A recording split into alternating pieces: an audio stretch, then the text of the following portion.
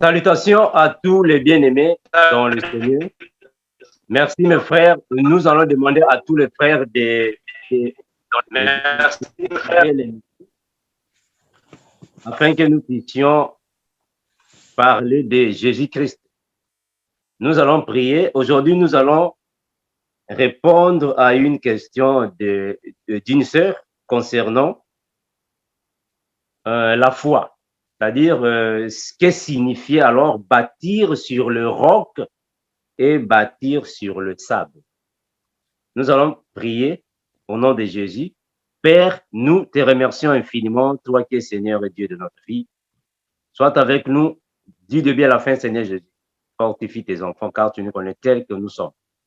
Merci infiniment, sois avec le GEC, tous les frères du GEC, ainsi que les sœurs, afin que, Père éternel, nous puissions mettre en pratique ta parole, parce que sans toi, nous ne pouvons rien faire. Bénis, garde, protège-nous, donne-nous, Seigneur Jésus-Christ, la vie de sanctification, afin que nous soyons toujours un parfum de bonne odeur devant toi. Merci infiniment, ton nom magnifique, nous avons su prier. Nous disons au nom de Jésus-Christ, notre Seigneur. Amen. Merci, mes bien-aimés, d'être ici. La parole de Dieu nous parle sur ces deux maisons. Parce qu'il y a une différence entre ces deux maisons. Ça symbolise la vie chrétienne, notre foi en Jésus-Christ. Bâtir sur le roc et bâtir sur le sable. Cela signifie quoi? Le frère Logan va nous aider. Si possible, on va aussi prendre le frère Franco pour la lecture biblique. Là, nous sommes dans Matthieu chapitre 7, le verset 24 à 27. Matthieu 7, 24 à 27, le frère Franco. Matthieu chapitre 7, le verset 24 à 27. Je lis au nom de Jésus-Christ. C'est pourquoi quiconque attend ces paroles que j'ai dit et les met en pratique sera semblable à un homme prudent qui a bâti sa maison sur le roc. La pluie est tombée, les torrents sont venus, les vents ont soufflé et se sont jetés contre cette maison. Elle n'est point tombée parce qu'elle était fondée sur le roc.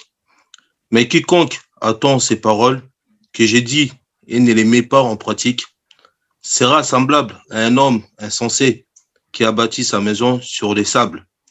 La pluie est tombée, les torrents sont venus et les vents ont soufflé et ont battu cette maison. Elle est tombée et sa ruine était grande.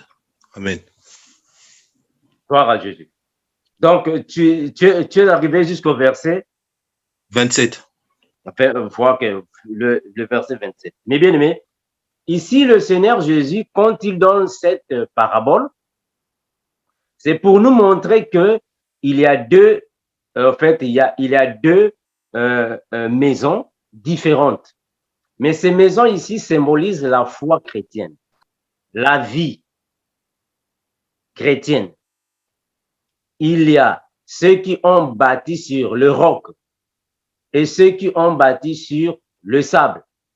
Dans la vie chrétienne, voilà pourquoi dans la vie chrétienne, nous avons la Vierge sage et la Vierge folle. C'est la vie chrétienne. La Vierge sage, c'est elle qui bâtit sur le roc. Voilà pourquoi la Bible dit dans Proverbe chapitre 14, verset 1er, qu'est-ce qu'on dit là-bas, frère Logan, frère Franco, pardon, Proverbe 14, 1er, la femme sage.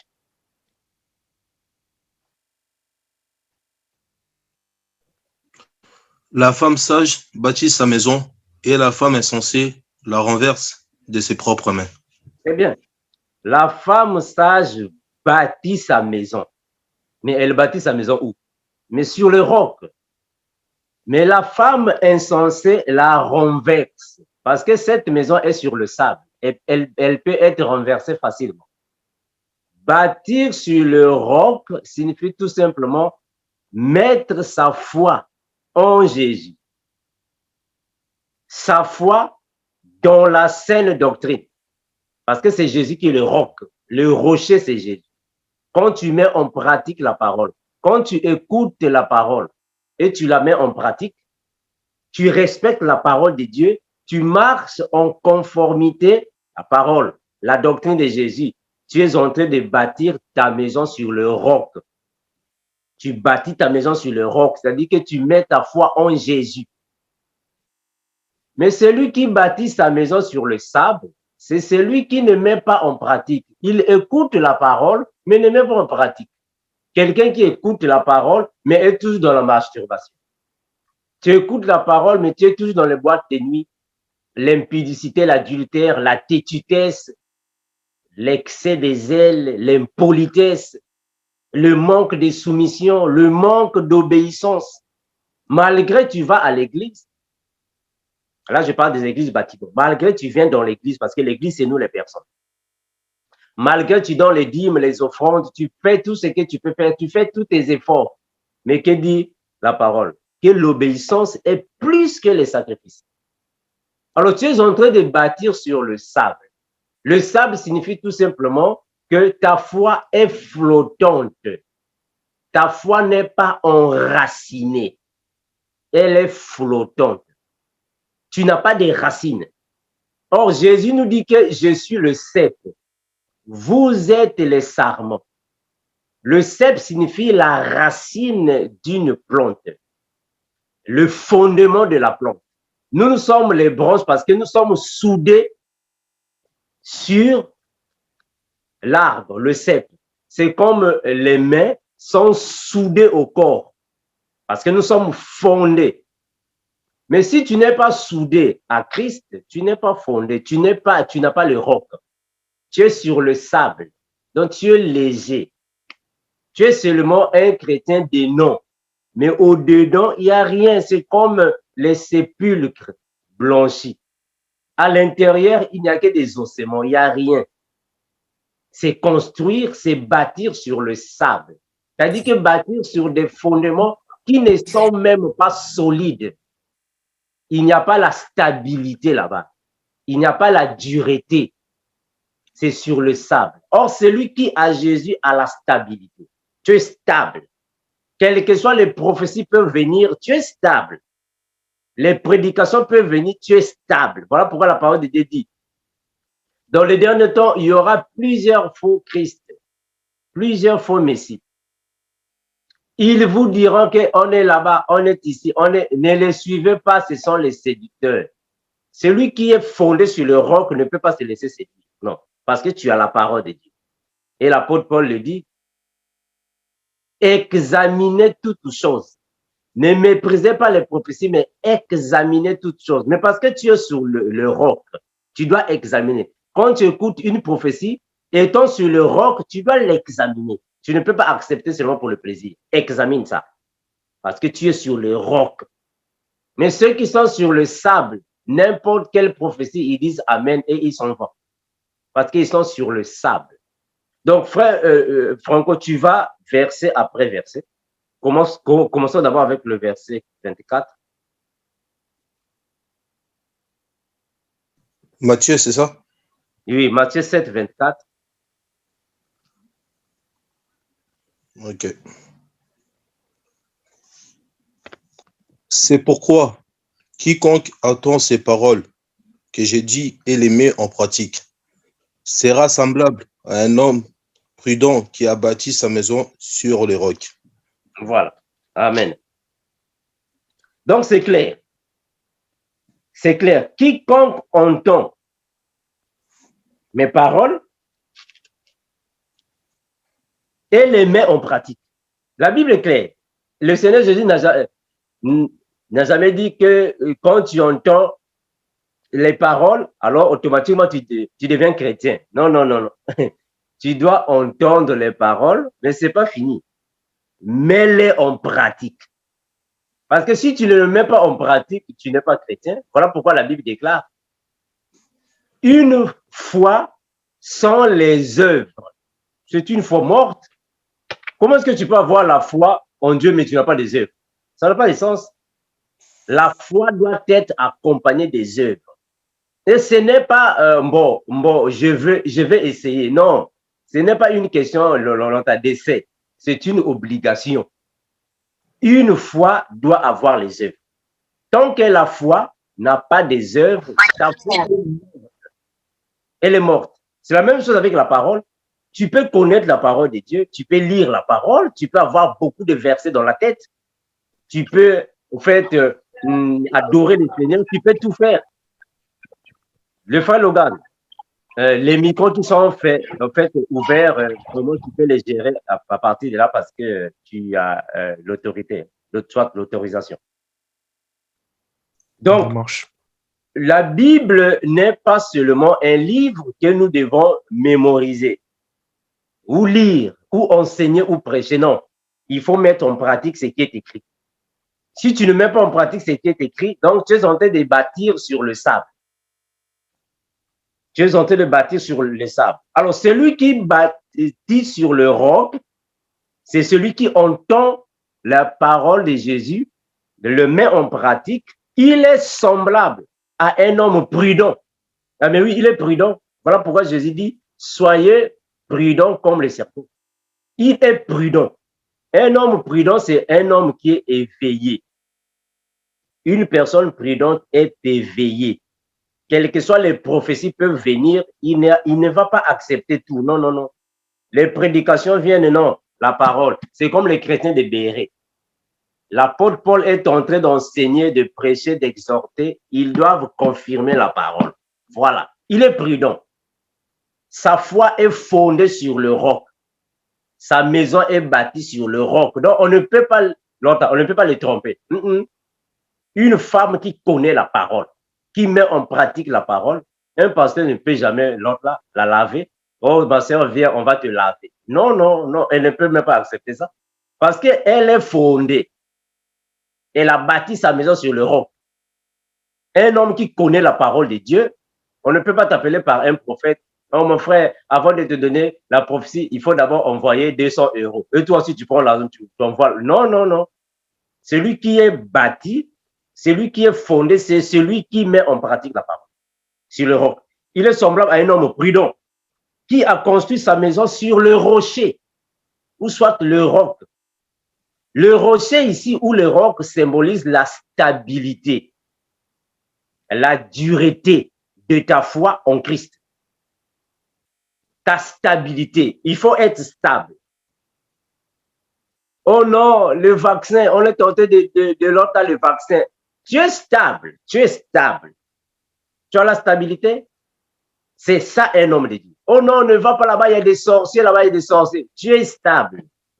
Un enfant de Dieu est stable parce qu'il est bâti sur le roc. Quels que soient les sorciers peuvent venir. Les démons peuvent venir. Les satanistes peuvent venir. Tu es stable. Tu n'as pas peur. Tu n'as pas peur.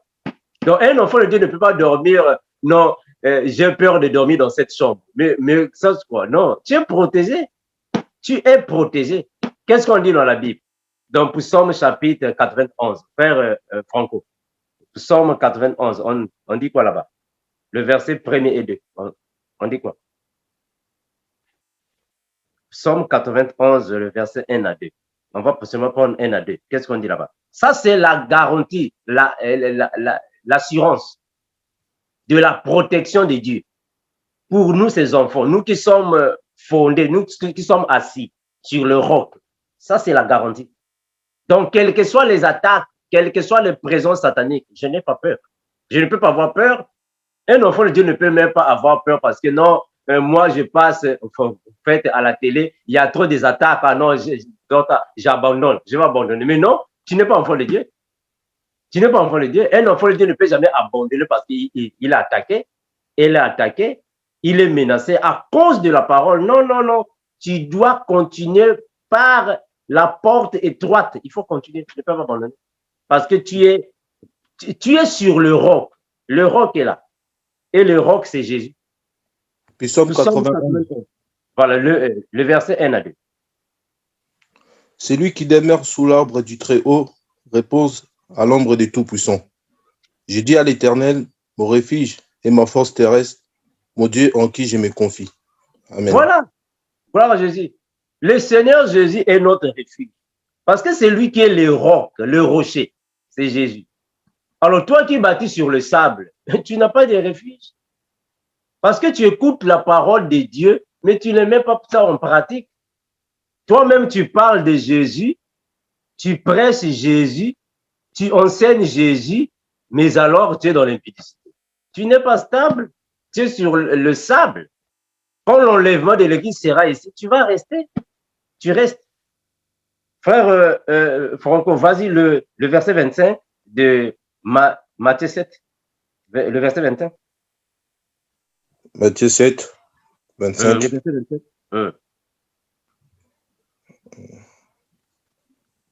Matthieu 7, 25. Oui, Matthieu 7, 25. Je lis au nom de Jésus-Christ. Amen. La pluie est tombée, les torrents sont venus, les vents ont soufflé et se sont jetés contre cette maison. Elle n'est point tombée parce qu'elle était fondée sur les rocs. Ah, mais oui, frère, c'est clair. C'est clair. La pluie, les vents, les torrents, mais ce sont les attaques.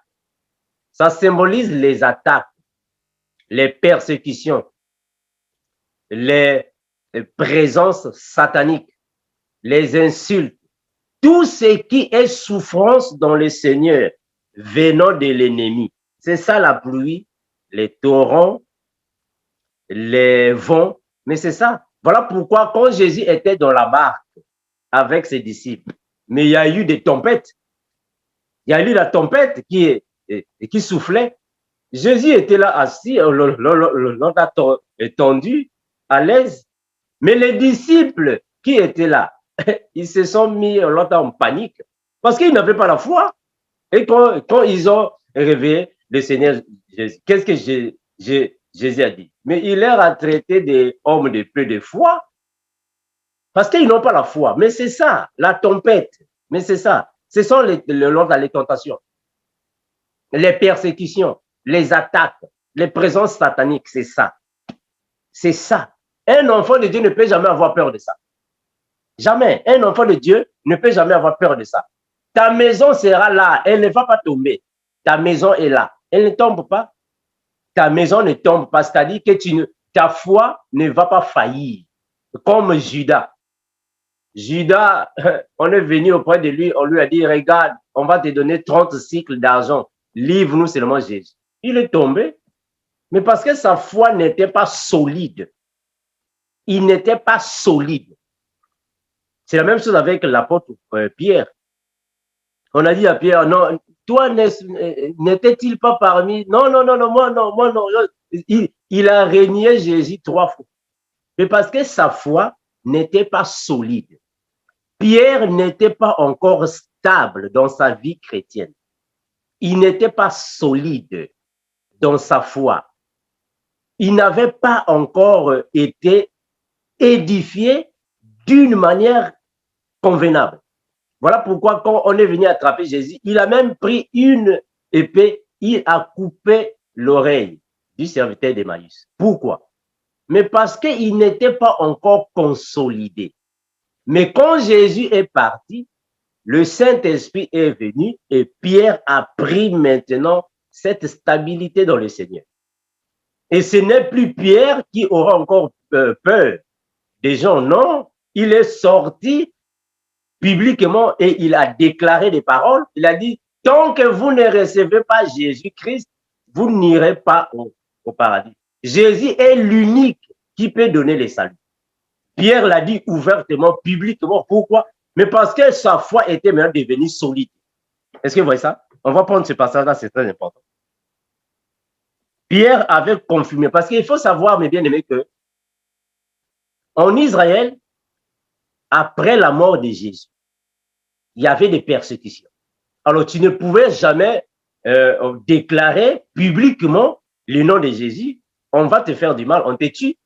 Mais Pierre, quand il a reçu le Saint-Esprit, après la résurrection de Jésus, il a reçu le Saint-Esprit, il avait été consolidé. Jésus a ouvert leur esprit. Il a maintenant eu le rocher. Voilà pourquoi le Seigneur Jésus-Christ a dit que Pierre, sur cette pierre, je bâtirai mon église. Mais il est maintenant devenu une pierre solide, un rocher. il n'avait plus peur de la mort. Alors, il disait maintenant publiquement que Jésus était l'unique maître que vous pouvez suivre, qui pouvait donner le salut. Parce qu'en Israël, il y avait plusieurs divinités. Et il croyait à plusieurs noms. Le Dieu d'Abraham, le Dieu d'Isaac, le Dieu de Jacob, Hachem, Yahvé, Jéhovah. Il y avait plusieurs nominations de Dieu là-bas. Mais Pierre a dit non, tous ces noms-là ne peuvent pas sauver. Ce ne sont pas ces noms qui peuvent se sauver. Il n'y a qu'un seul nom qui peut sauver. C'est le nom de Yehoshua, Jésus, l'unique nom qui peut sauver. Et là, il n'avait plus peur. Parce qu'il avait maintenant Jésus. Ah, mais oui, c'est comme nous autres là, on n'a pas peur. On n'a pas peur de mourir. À cause de Jésus, on n'a pas peur. Qu'est-ce que l'apôtre Pierre dit? On va prendre un passage biblique, là où l'apôtre Pierre est tenté de confirmer en public qu'il y a un seul nom qui peut délivrer, c'est le nom de Jésus. Personne d'autre. Là, il est clair. Hein? Voilà. Nous allons prendre ça, frère Franco, nous allons dans Actes des Apôtres.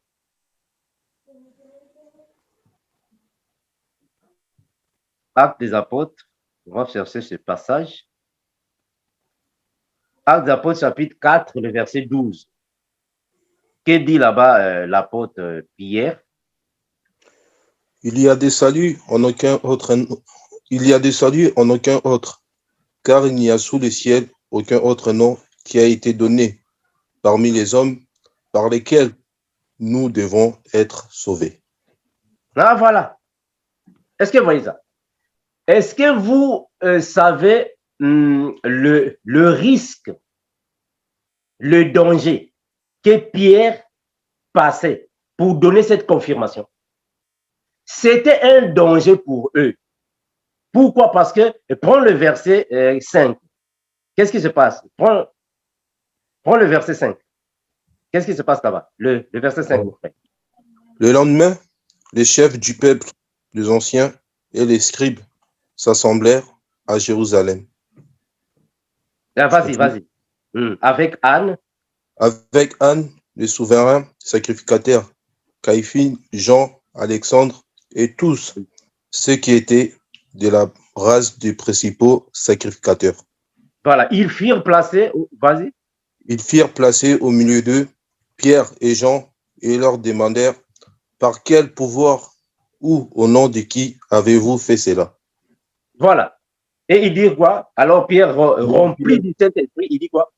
Alors Pierre, rempli du Saint-Esprit, leur dit, chef du peuple et ancien d'Israël, puisque nous sommes interrogés aujourd'hui sur un bienfait accord à un homme malade, afin que nous disons comment il a été guéri.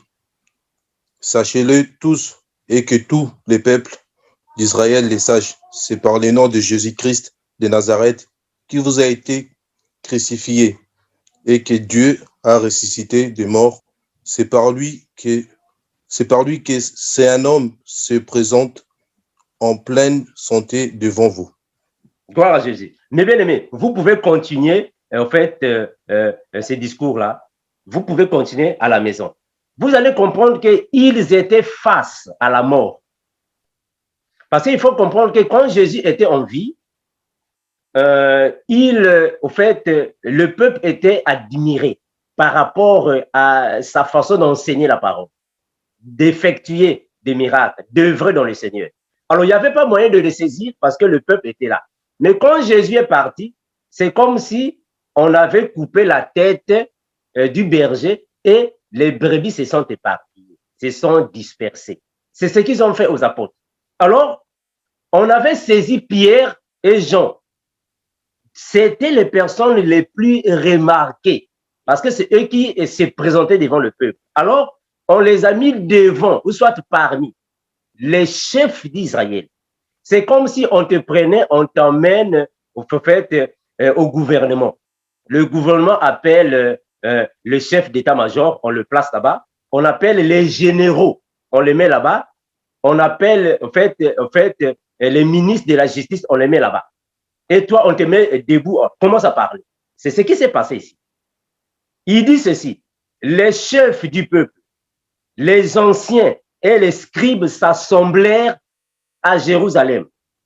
Anne, qui était le souverain sacrificateur, pardon, avec Anne, le souverain sacrificateur, Caïphe, Jean, Alexandre et tous ceux qui étaient de la race des souverains sacrificateurs, ils furent placés au milieu d'eux.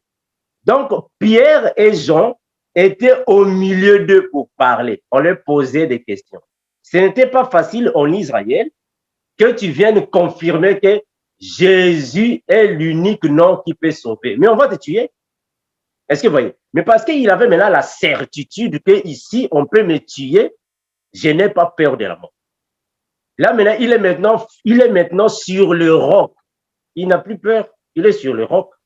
Est-ce que ça va? Il est sur le roc. Celui qui est sur le roc, quelles que soient les pluies, les torrents, les tempêtes, tu n'as même pas peur. Tu n'as pas peur de mourir. Ouais, mais frère, est-ce que vous voyez ça? Tu n'as pas peur de mourir. Maintenant, le verset 26, on dit quoi? Frère Franco, le verset 26 du chapitre 7 de Matthieu, notre chapitre en fait, phare. Alors, mais quiconque attend ces paroles que j'ai dit et ne les met pas en pratique sera semblable à un homme insensé qui a bâti sa maison sur les sables. Voilà. Il sera semblable à un homme insensé. Parce que tu bâtis sur le sable. Mais l'homme insensé, c'est qui? L'homme insensé, c'est la femme insensée des Proverbes 14, le verset 1. La femme sage bâtit sa maison, mais l'insensé la renverse. Donc, l'insensé qui va renverser. Là-bas, nous avons deux types de personnes dans l'Église. La femme sage et la femme folle. La vierge sage et la vierge folle. L'insensé, c'est tout chrétien qui parle de Jésus, mais ne met pas en pratique la parole de Jésus. C'est un insensé. Insensé, pourquoi? Mais parce qu'il n'a pas la sagesse divine pour comprendre les choses. Il n'a pas la stabilité dans sa vie chrétienne. Et qu'est-ce que l'apôtre Paul les appelle? Les insensés. Ceux qui ne sont pas stables, ceux qui bâtissent sur le sable. Quand il y a seulement une petite tentation qui vient, ils tombent. Il y a seulement une petite tempête, ils tombent. Une petite pluie, ils tombent. Les insensés. Voilà pourquoi quand les apôtres étaient dans la barque et la barque était en train de bouger, ils ont commencé à crier, oh non, il y a un fantôme, on voit. Mais c'est ça. Quand Jésus est venu sur les eaux, ils ont pris Jésus pour un fantôme. Mais parce qu'ils n'étaient pas encore solidifiés. Et qu'est-ce que l'apôtre Paul les appelle? On va prendre un passage biblique. L'apôtre Paul les appelle par des vents, les vents qui s'agitent. Nous sommes dans Éphésiens 4, 14. Comment est-ce que l'apôtre Paul les appelle? Éphésiens 4, 14, frère Franco. Afin que nous ne soyons, Éphésiens 4, 14, c'est ça? Oui, 4, 14. Afin que nous ne soyons plus des enfants flottants et emportés à tout vent de doctrine par la tromperie des hommes, par leur ruse dans les moyens de séduction. Non, mais oui. Afin que nous ne soyons plus des enfants flottants.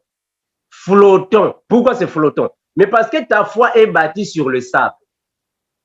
Quand ta foi est sur le sable, tu n'es pas stable. Il y a l'instabilité.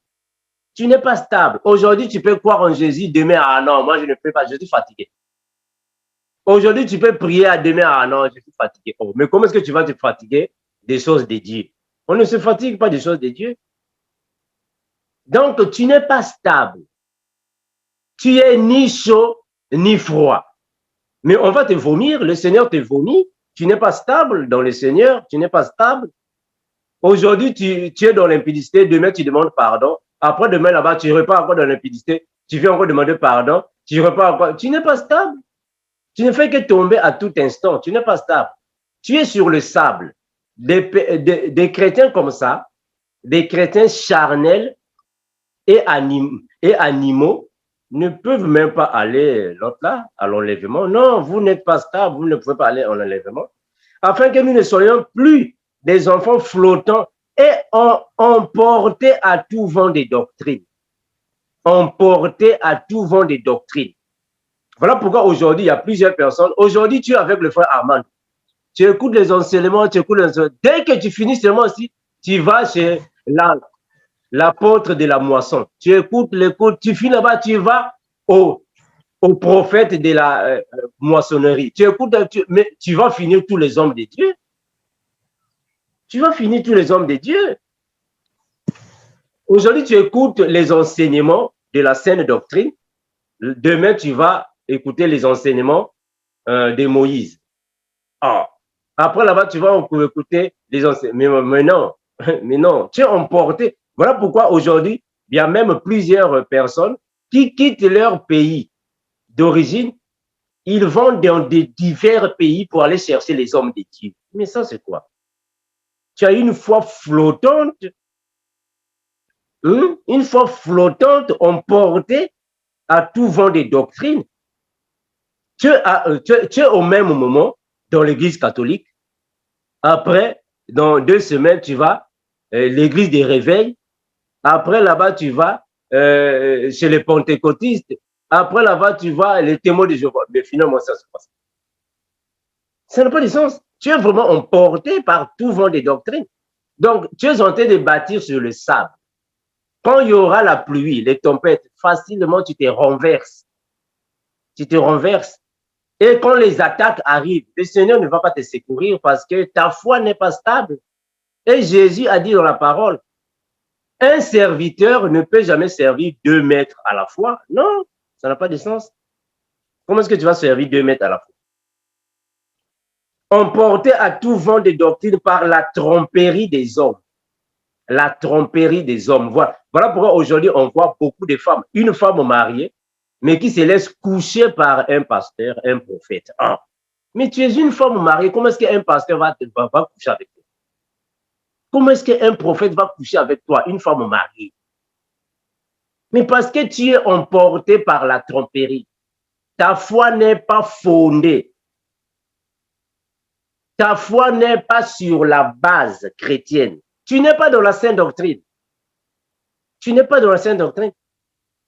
Celui qui est dans la saine doctrine, on ne peut pas le convaincre par n'importe quel enseignement. Non, frère, il faut payer la dîme parce que c'est écrit dans la Bible. Mais est-ce que dans la saine doctrine, il y a la dîme là-bas? Dans la saine doctrine, il n'y a pas de dîme.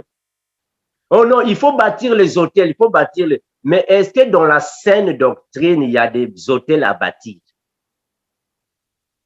Non, il faut mettre les habits sacerdotaux, les habits... Mais est-ce que dans la saine doctrine, il y a des habits sacerdotaux? C'est ça, celui qui est basé. C'est ça. C'est ça. C'est lui qui a bâti sa maison sur le roc. Le roc, c'est celui qui dépend de Jésus. Que nous dit la parole? Éphésiens chapitre 2, le verset 22. On dit quoi là-bas, frère Franco? Éphésiens 2, 22. On dit quoi? Éphésiens 2, 22. En lui, vous étiez aussi édifiés pour être une habitation de Dieu en esprit. Amen. Donc, Éphésiens chapitre 2, le verset 20. Pardon, le verset 20. Vous avez été édifiés sur les fondements des apôtres et des prophètes, Jésus-Christ lui-même étant la pierre angulaire. Voilà. Vous avez été édifiés. C'est-à-dire que vous avez été construits. Édifié signifie construit. Donc, nous sommes construits. Nous avons été bâtis. Est-ce que vous voyez ça? Quand la Bible dit « vous avez été édifiés », ça signifie la même chose que « vous avez été bâtis ». Vous avez été construits sur le fondement des apôtres et des prophètes, mais le roc, c'est Jésus. Est-ce que vous voyez ça? Le rocher, c'est Jésus. Donc, Jésus, c'est lui qui est le roc. Et nous avons été construits avec Jésus. Voilà pourquoi Jésus dit que je suis le cep, vous, vous êtes les sarments. Parce que c'est lui qui est le roc, le rocher, et nous sommes la maison qui est construite sur le roc.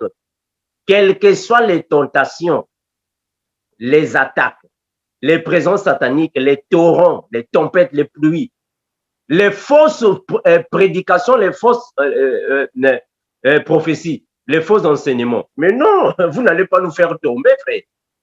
Ce n'est pas demain que le frère Armand va tomber devant l'enseignement des bouddhistes. Oh non, le frère Armand est devenu un bouddhiste. Ah, je vais tomber comment d'abord?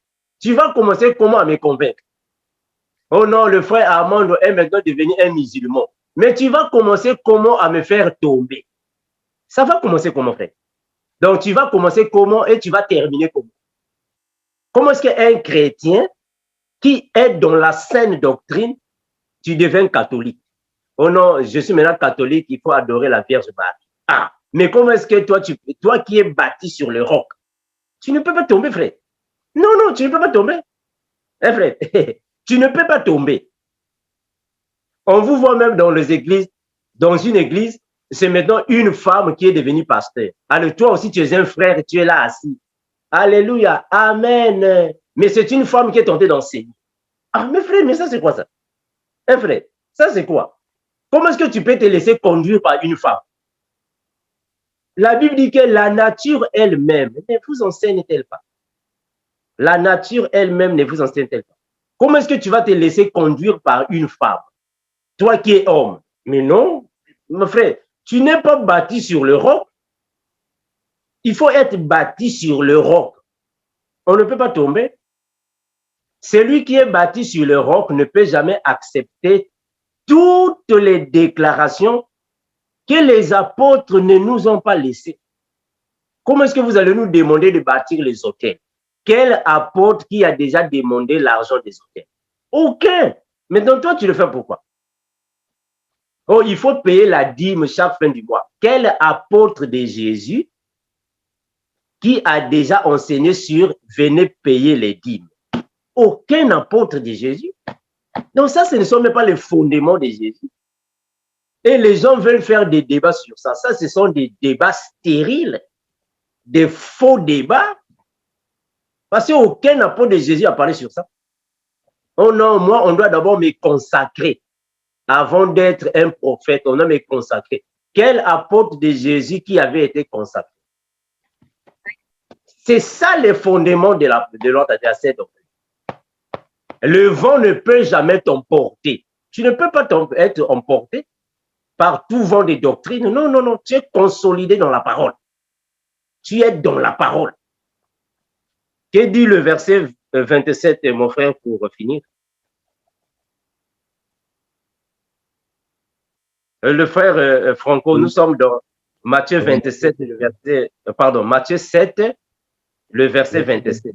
Que dit la parole? La pluie est tombée, les torrents sont venus, les vents ont soufflé et ont battu cette maison. Elle n'est tombée et sa ruine était grande. Amen. Voilà. La pluie est tombée. La pluie ici peut être signifiée par les tribulations, la tentation. Ce sont des pluies. Tu es un homme qui mène la vie de sanctification.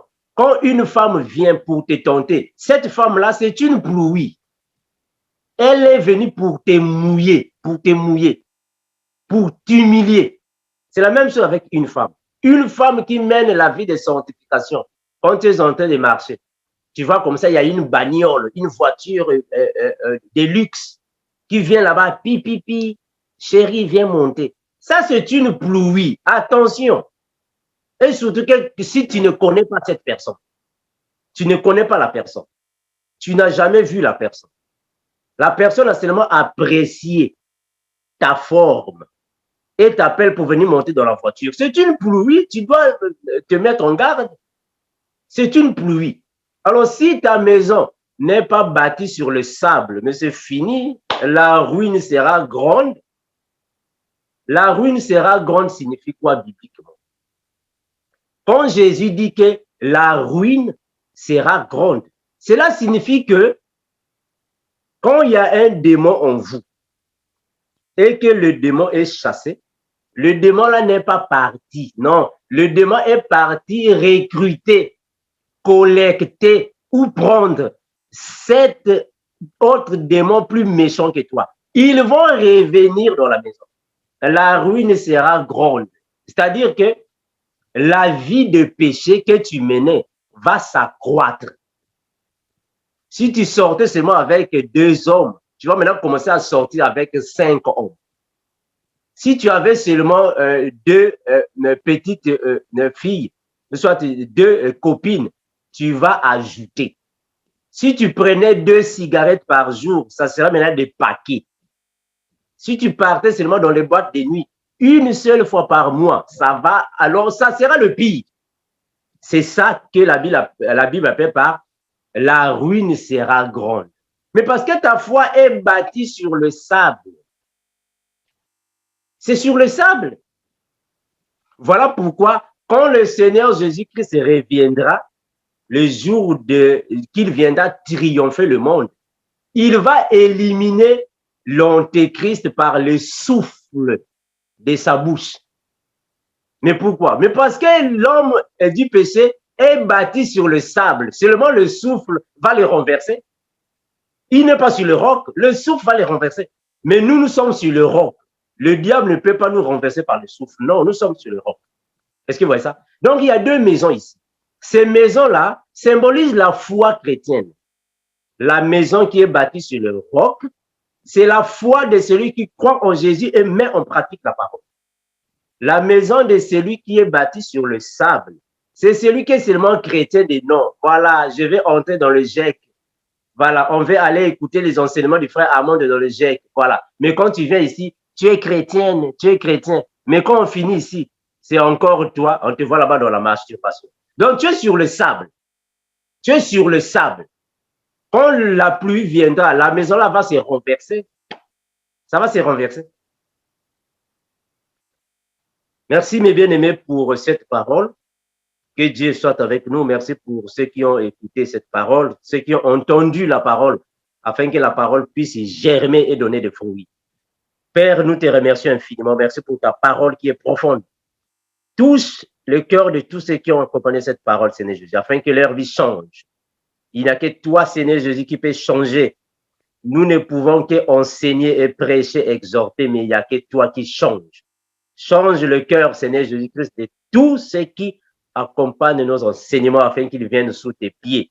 Car il n'y a que toi qui es digne d'être adoré, glorifié.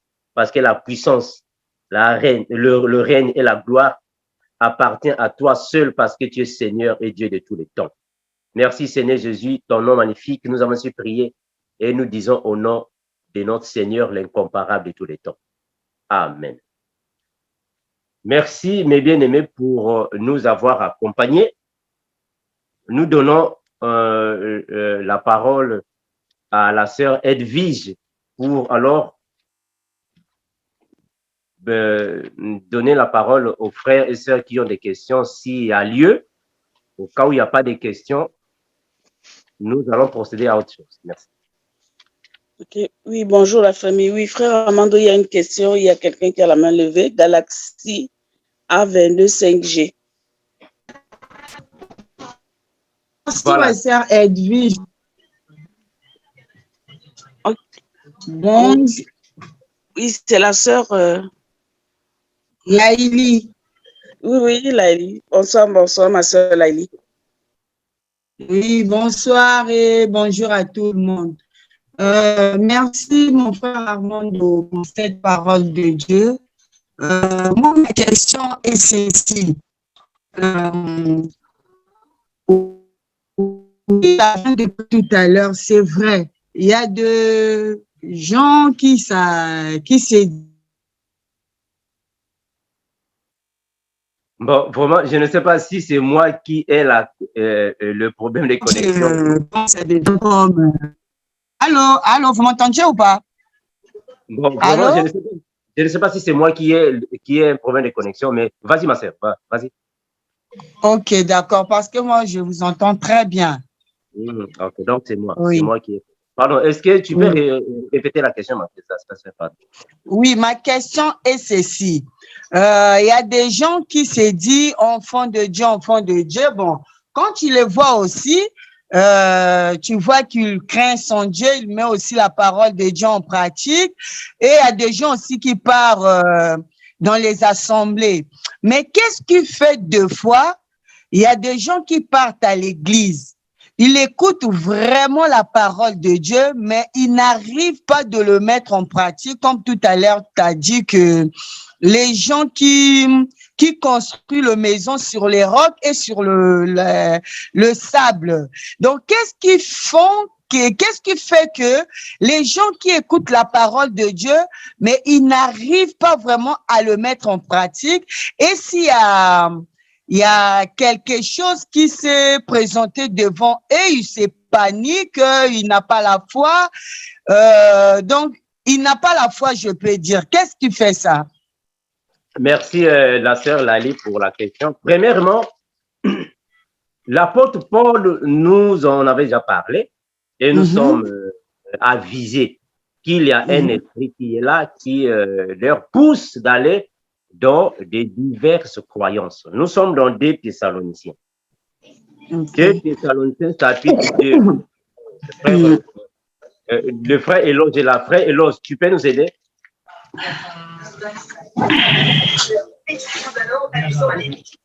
S'il vous plaît, bien aimé, les micros. Frère Eloge, tu peux nous aider? Oui, 2 Thessaloniciens. 2 Thessaloniciens, chapitre 2, le verset 11. Que nous dit la parole? La parole de Dieu nous dit: aussi Dieu leur envoie une puissance d'égarement pour qu'ils croient au mensonge. Gloire à Jésus. Dieu leur envoie une puissance d'égarement pour qu'ils croient au mensonge, pas à la vérité. C'est-à-dire qu'il y a plusieurs personnes, nous pouvons donner des versets bibliques, on peut donner des exemples, on peut donner des témoignages, on peut bien enseigner comme il le faut. Mais comme ils ont la puissance de l'égarement, ils iront toujours de l'autre côté. Parce qu'en fait, leur foi n'est pas assise, n'est pas bâtie sur le roc. Celui qui a une foi bâtie sur le roc, c'est fini. Dès qu'il entend seulement un enseignement, c'est fini. Il est fait. Mais quand il va de pasteur en pasteur, de prophète en prophète, il quitte même leur pays. Il y a même plusieurs personnes aujourd'hui, ils quittent son pays natal pour aller de pays en pays pour rencontrer les hommes de Dieu. Mais ta foi n'est pas stable. Il y a même des personnes qui connaissent les hommes de Dieu par Internet. Ils viennent sûrement sur Internet. Ah, le pasteur a fait beaucoup de miracles. Pouf, il est parti là. Le prophète là, il fait beaucoup de miracles. Pouf, il est parti. Sa foi n'est pas stable. C'est un esprit d'égarement. Parce qu'il se laisse emporter par tout vent des doctrines. Ça va, ma sœur.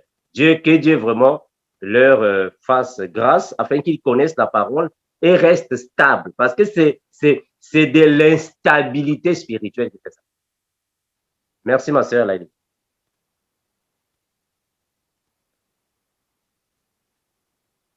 Oui, frère Armando, il n'y a pas encore de questions. Je ne sais pas si les frères ont des questions qui n'ont pas trait au thème de ce jour.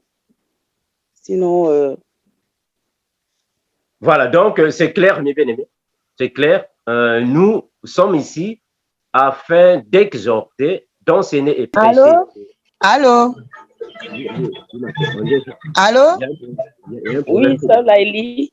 Oui, s'il vous plaît, parce que mon micro était désactivé, s'il vous plaît.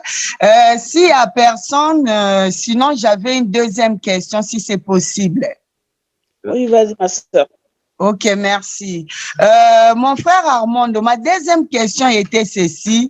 Quand l'apôtre Paul disait que le bien que je veux faire, je n'arrive pas à le faire, mais le mal que j'évite, c'est ça que je fais.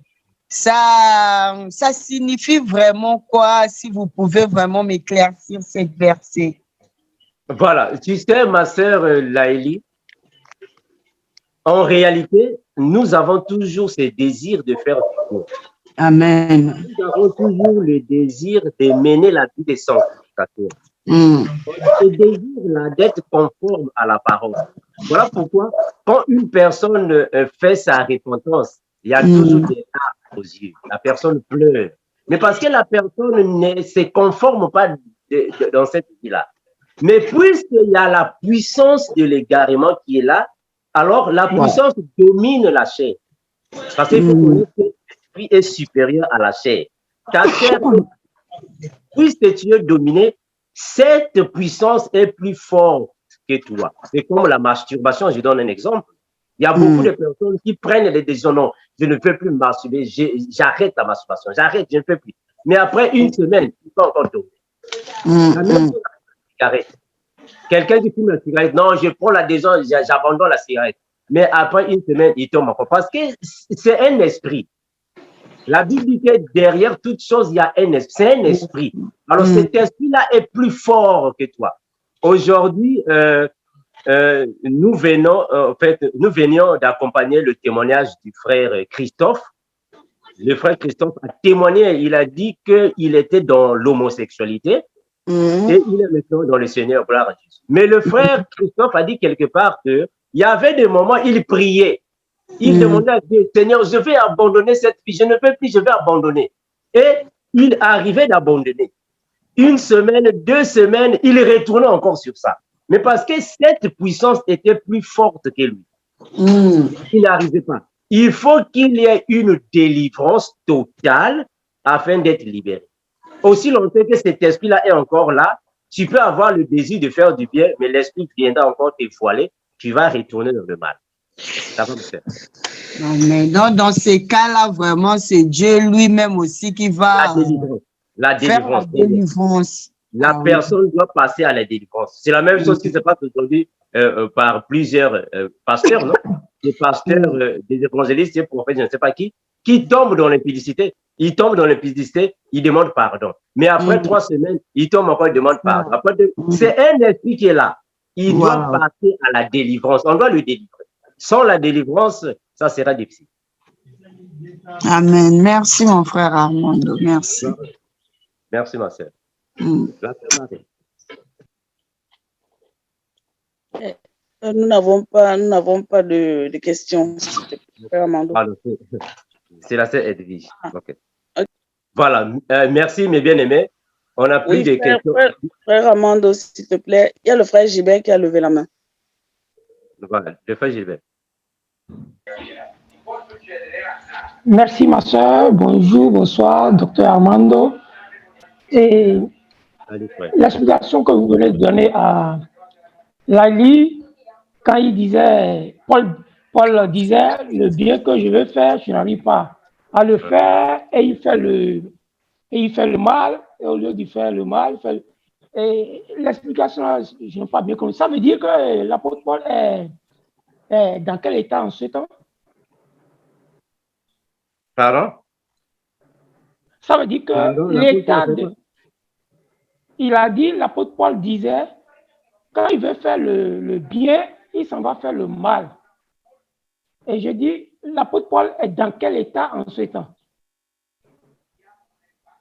Bon, on doit aller dans le passage afin que nous ayons une idée. Ça va, non? Nous sommes dans Romains chapitre 7. C'est dans Romains chapitre 7, c'est le verset 19. Oui. C'est Romains, le verset 19.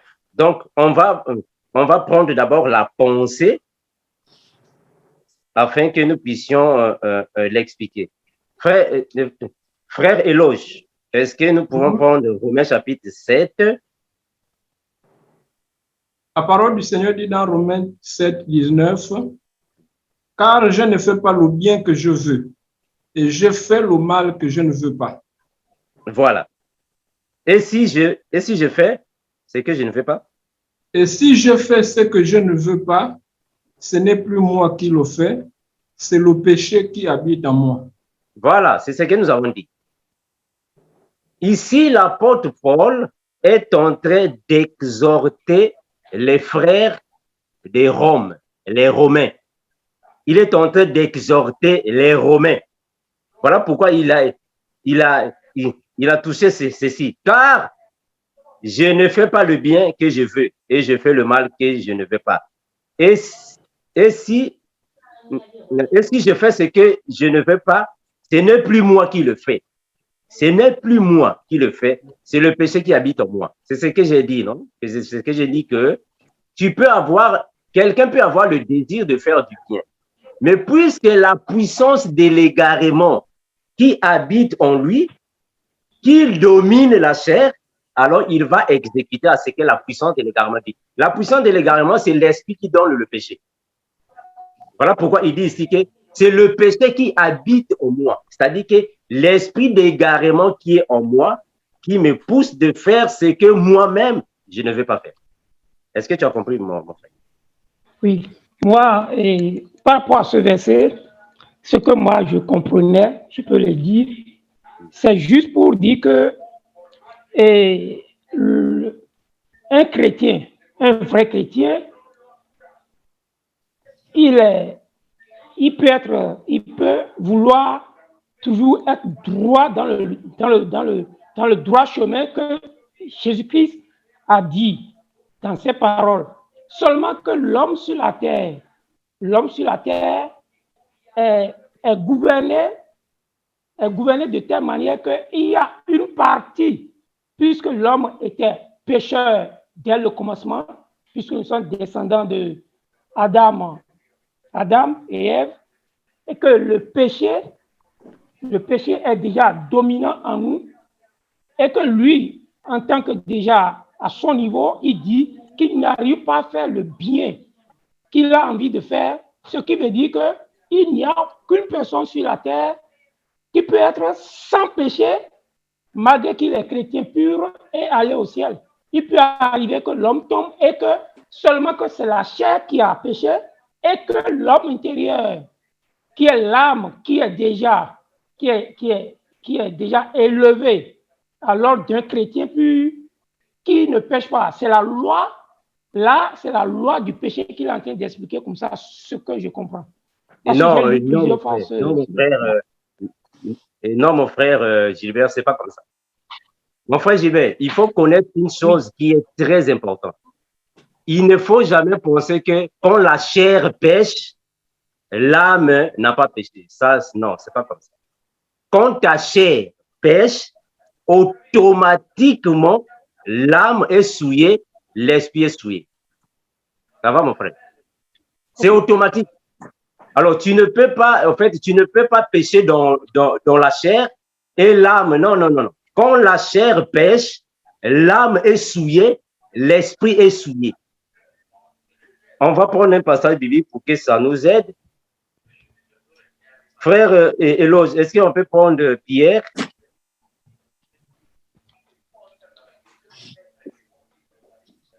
On peut prendre Pierre pour que ça nous aide. Nous sommes dans 1 Pierre, chapitre 2, le verset 11. 1 Pierre 2, 11. Que dit la parole? La parole du Seigneur dit dans 1 Pierre 2, 11. Bien-aimés, je vous exhorte, comme étrangers et voyageurs sur la terre, à vous abstenir de convoitises charnelles qui font la guerre à l'âme. Voilà. L'apôtre Pierre dit que les convoitises charnelles font la guerre non à la chair, mais font la guerre à l'âme. Est-ce que je vois ça? C'est-à-dire que quand tu commets un péché, c'est la chair qui commet le péché.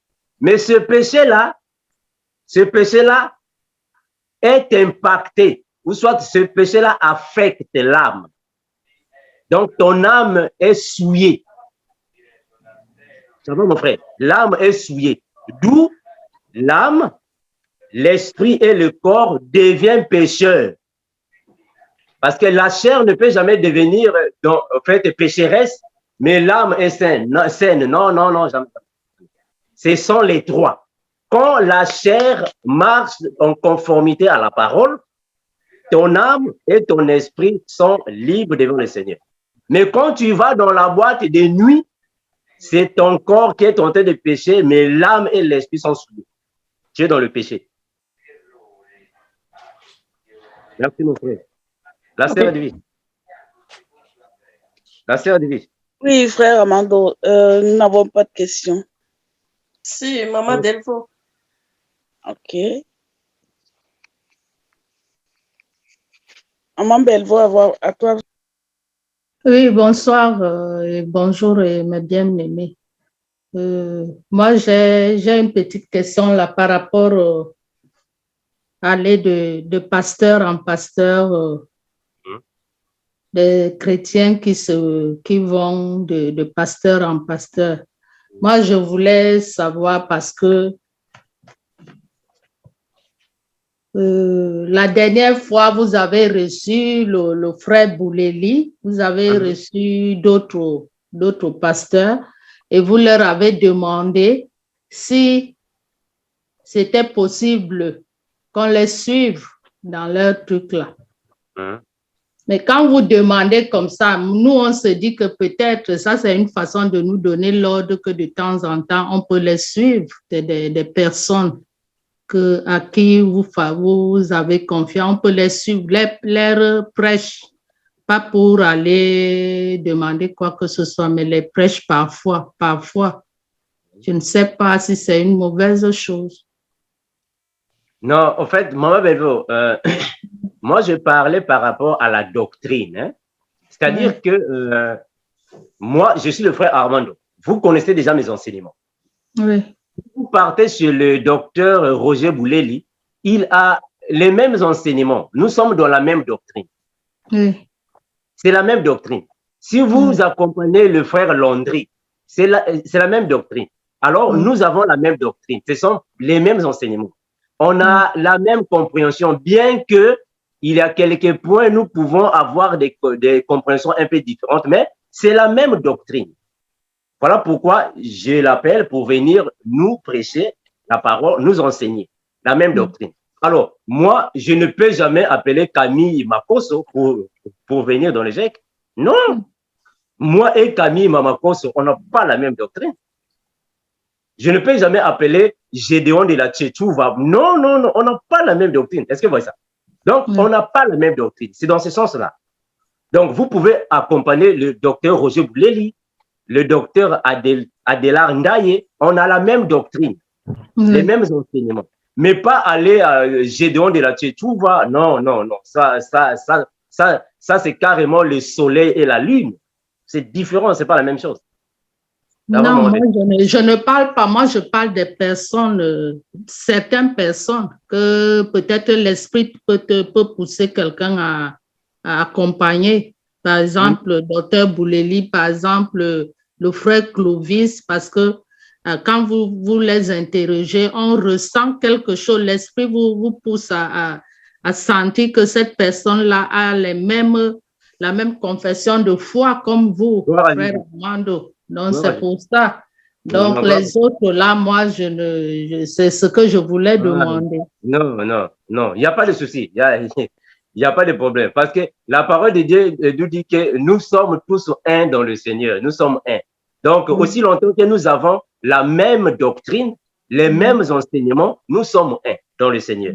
Mais quand les enseignements diffèrent, là, maintenant, là, c'est autre chose. Là, c'est autre chose. Voilà. C'est ce que je voulais savoir parce que je me suis dit peut-être. Non, c'est pas ça. C'est pas ça. Merci. Merci, Maman Belvaux, merci. La sœur Edwige. Oui, nous avons la sœur Fatoumata. Oui, merci. Merci, ma sœur Edwige. Bonsoir, frères et sœurs. Bonsoir, frère Armando. Salut, ma sœur. Frère Armando, je voulais dire, celui qui a la foi, c'est celui qui craint Dieu. Amen. Et je voulais lire un verset, Romains 5, verset 1 à 2. Je ne sais pas si quelqu'un peut lire. Le frère et l'autre, tu es là. Romains 1. C'est ça, non? Oui, Romains 5. Romains 5. Verset 1 à 2.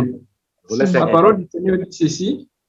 Étant donc justifiés par la foi, nous avons la paix avec Dieu par notre Seigneur Jésus-Christ, à qui nous devons d'avoir eu par la foi accès à cette grâce dans laquelle nous demeurons fermes et nous nous glorifions dans l'espérance de la gloire de Dieu. Amen. Ah, Jésus. Oui, je voulais dire, par la foi, nous allons accès à la grâce, frère. Très bien, très bien, très bien. Sans la foi, tu ne peux pas avoir la grâce, ou soit vice-versa. Il n'y a pas de foi sans grâce, il n'y a pas de grâce sans foi. C'est comme si avoir la foi sans les œuvres, jamais ça n'a pas de sens. Les deux travaillent en fait de pair, en pair, ensemble. On ne peut pas les dissocier. Amen. Gloire à Dieu. Gloire à Jésus. Merci. Nous sommes à la fin, j'espère. La sœur Edwige, est-ce qu'il y a encore des interventions? Oui, nous avons le frère Victor. Oui. Bonsoir ou bonjour, mes frères et sœurs. Au fait, moi, ce n'était pas une question à poser, mais c'était juste pour intervenir un peu sur la question de la sœur Belvaux. Au fait, voilà, le frère, il dit, voilà, les autres qui suivent les hommes de Dieu de partout, voilà, il entend un coup de sifflet, hop, il est parti. Mais c'est-à-dire, là, le frère, il avait bien répondu à la question. Donc, nous, ici, on est avec le frère. C'est que nous, on a une conviction sur ses enseignements. Alors, c'est celui qu'il enseigne, celui qu'il invite. Donc, c'est comme si la façon le terme dont on dit, dis-moi ton ami, je te dis qui tu es. Dis-moi ton ami, je te dis qui tu es. Voilà, donc c'est un peu ça. Donc, seulement le frère, celui qu'il invite, je peux te dire, ah, voilà, donc là, c'est un bon exemplaire. On peut donc aller suivre celui-là. On peut aller écouter ses enseignements de celui-là. Mais celui dont on ne connaît pas, d'accord, le frère, il ne connaît pas aussi tout le monde. Mais avant de suivre cette personne ou cet homme de Dieu d'une personne qui a que toi qui le connais, donc c'est de faire attention. C'est de faire attention parce que la personne, elle parle bien qu'il est un homme de Dieu. Donc, moi, c'est juste ça que j'ai à rajouter là-dedans. Il n'a pas dit de ne pas aller. Non, mais si vous allez, il faut faire attention. Mais le frère à qui il invite, c'est que le frère, il sait le pourquoi. Donc, dis-moi ton ami et je te dis qui tu es. Donc, c'est ça seulement que j'ai à rajouter, les frères et sœurs. Et soyez tous bénis. Merci, frère Victor, pour l'intervention. Mais bien, est-ce qu'il y a encore des interventions parmi nous, si possible? Voilà. Voilà, puisqu'il n'y a pas des interventions, j'espère que nous sommes tous convaincus de la parole. On va prier, puis nous allons nous séparer. Je ne sais pas si le frère Franklin est déjà ici avec nous. Frère Logan, est-ce que le frère Franklin est ici? Non, ok, ça va, il n'y a pas de souci. Mais bien aimé, nous allons prier pour nous séparer. Prions au nom de Jésus. Père éternel, nous te remercions infiniment. Toi qui es l'incomparable grand maître, l'inimitable Seigneur Jésus-Christ, merci de ce que tu protèges, tu gardes tes enfants. Donne à nous, Seigneur Jésus, ce qui manque afin que nous puissions être des vrais disciples devant toi. Bénis, garde, Seigneur Jésus-Christ, protège le GEC, tous les frères et toutes les sœurs qui nous accompagnent de partout dans le monde, ceux qui sont ici et ceux qui ne sont pas parmi nous, Père. Étends ta main puissante, protège, garde, Seigneur Jésus-Christ, brise le cœur de ceux qui ont encore, Père éternel, des pierres, afin que nous tous, nous arrivons à l'unité de la foi. Bénis, garde, Seigneur Jésus-Christ, dans ton nom magnifique, nous avons ainsi prié au nom des Seigneurs, que nous avons ainsi dit et nous disons Amen. Amen. Merci, mes bien-aimés. Bonne nuit pour certains, bonne journée pour nous. Que le Seigneur Jésus-Christ vous protège. À nous revoir demain.